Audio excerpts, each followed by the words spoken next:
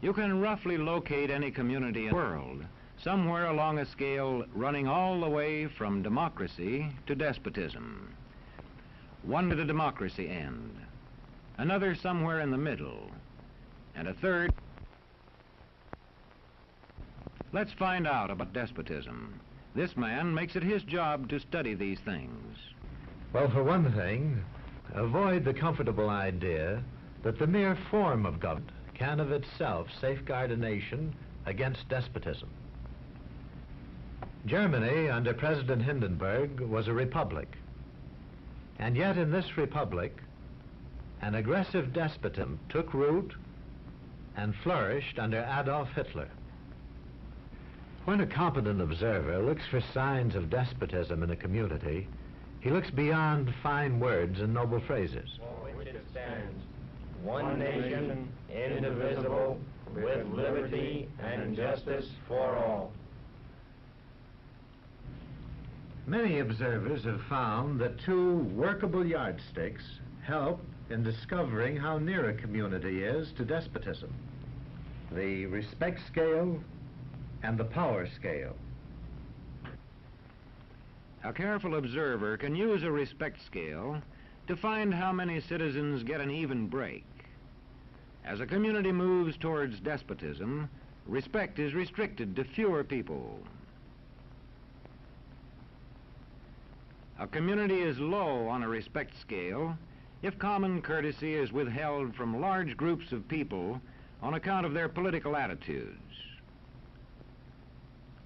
If people are rude to others because they think their wealth and position gives them that right, or because they don't like a man's race or his religion.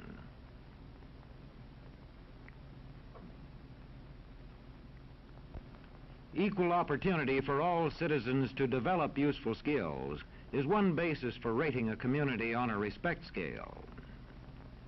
The opportunity to develop useful skills is important, but not enough. The equally important opportunity to put skills to use is a further test on a respect scale.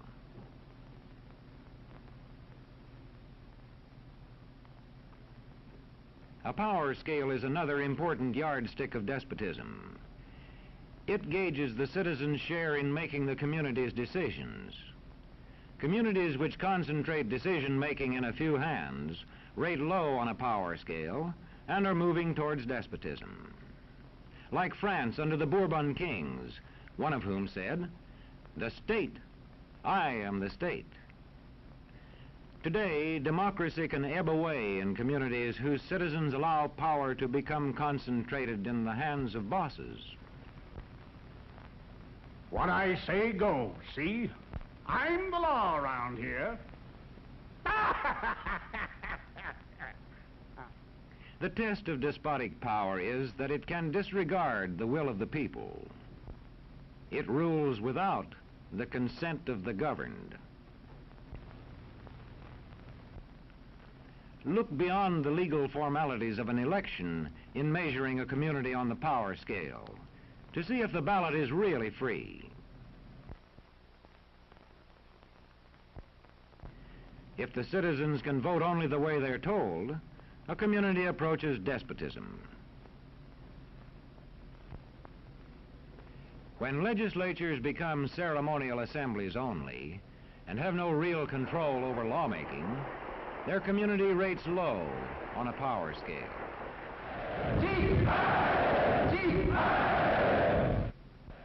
In a downright despotism, opposition is dangerous, whether the despotism is official or whether it is unofficial.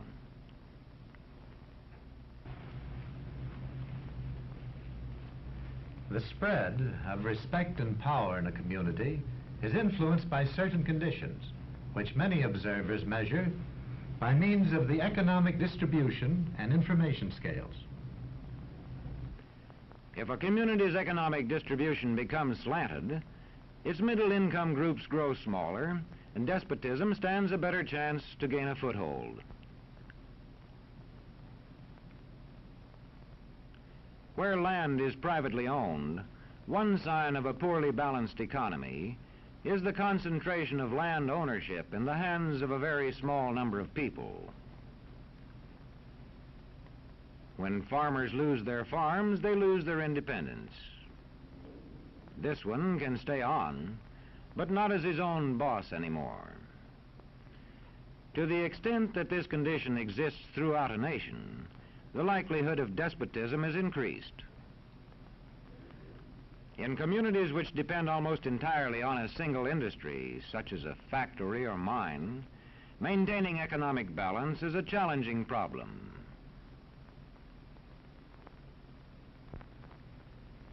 If this condition exists over the nation as a whole, so that the control of jobs and business opportunities is in a few hands, despotism stands a good chance.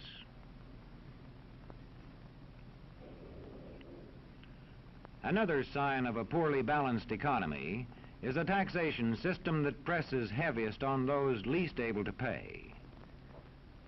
A larger part of a small income is spent on necessities such as food. Sales taxes on such necessities hit the small income harder. In the days of the salt tax, feudal despotisms were partly sustained by this and other effects.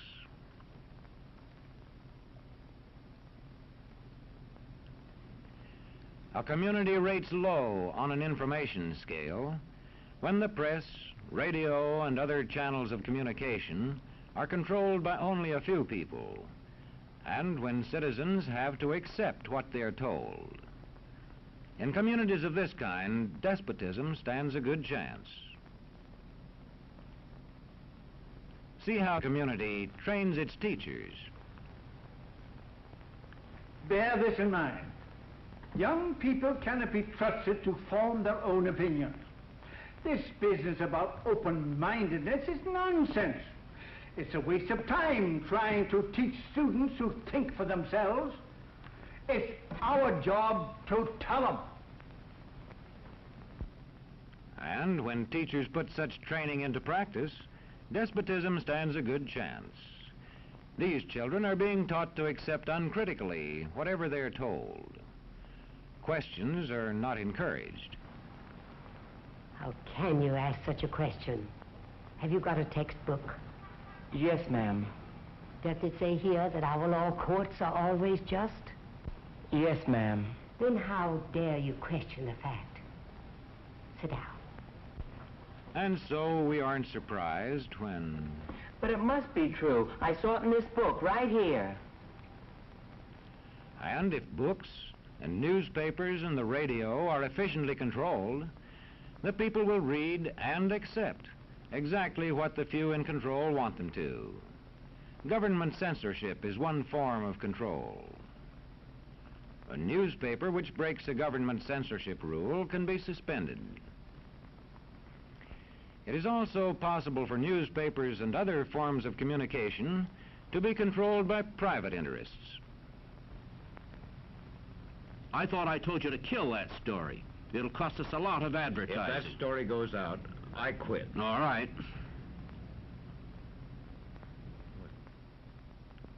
What sort of community do you live in? Where would you place it on a democracy-despotism scale? To find out, you can rate it on a respect scale and a power scale.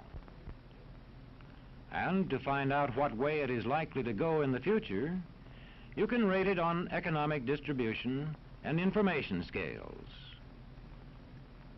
The lower your community rates on economic distribution and information scales, the lower it is likely to rate on respect and power scales, and thus to approach despotism.